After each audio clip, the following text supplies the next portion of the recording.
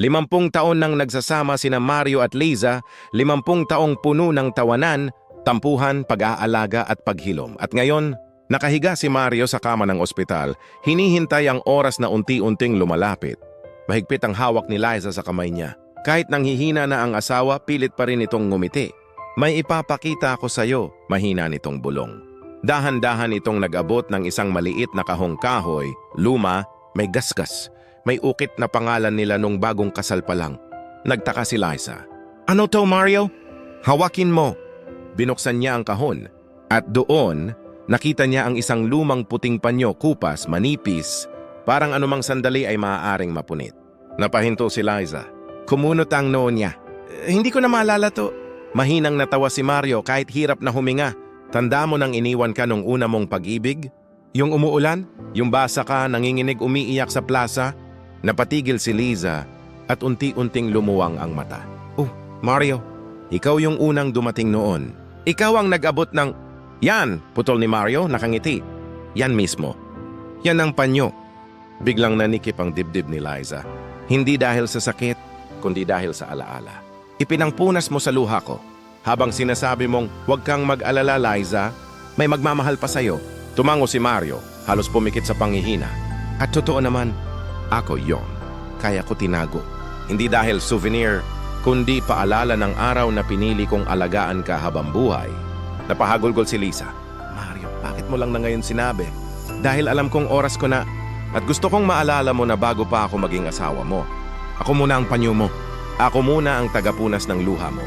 Bumagsak ang luha ni Liza sa panyo, katulad ng 5 dekada na ang nakalipas.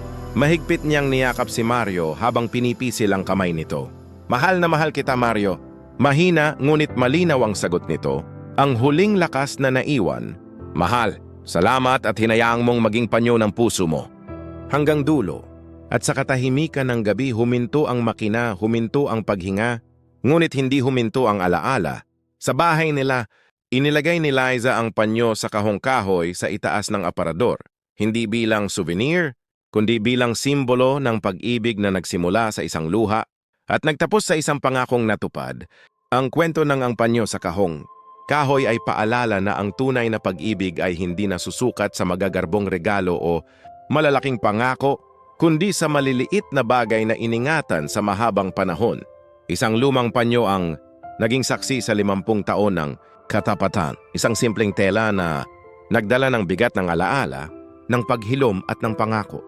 Tinuturuan tayo ng kwento na ang pag-ibig ay pag-aalaga hindi lamang sa masasayang araw, kundi lalo na sa mga panahong ang isa ay wasak, pagod o sugatan. Ang tunay na mahal ay hindi nawawala kahit lumipas ang dekada, kahit manghina ang katawan o kahit maupos ang hininga. Ang pag-ibig na iningatan ng buo ang puso ang siyang nagiging pinakamahalagang alaala kapag dumating ang huling sandali. At higit sa lahat, ang pag-ibig ay hindi laging sigaw, kadalasan ay bulong, haplos, panyo at presensya. Ang lumang panyo ay hindi lang tela. Simbolo ito ng pag-ibig na hindi nagbago, ng pangakong tinupad at ng alaala na dinala hanggang huli. Ganito ang pag-ibig na dapat nating ituro, ipamana at ipaglaban. Pag-ibig na hindi naghihintay ng kapalit, ngunit nagbibigay ng sarili ng buong buo. Unang Korinto 13:4-8. Ang pag-ibig ay matiisin at mabait. Hindi ito naiinggit, hindi mayabang, at hindi mapagmalaki. Hindi ito magaspang ang ugali, hindi ito naghahanap ng sarili lamang, hindi ito madaling magalit, at hindi ito nagtatala ng mga pagkakamali ng iba. Hindi ito natutuwa sa masama kundi nagagalak sa katotohanan. Lahat ay tinitiis, lahat ay pinaniniwalaan, lahat ay inaasahan, at lahat ay kinakaya. Ang pag-ibig ay hindi nagwawakas. Gustong makasave sa kanyang binibili? Bumisita sa Smart Save to Shop, ilalagay ko lang ang link sa comment section. Gustuhan mo itong video na ito, maaring mag-like, magkomento, ibahagi, malaking tulong na yun sa aming content creator. At sundan para updated ka sa nilalabas naming video. Forever bless, God bless you. Ingat!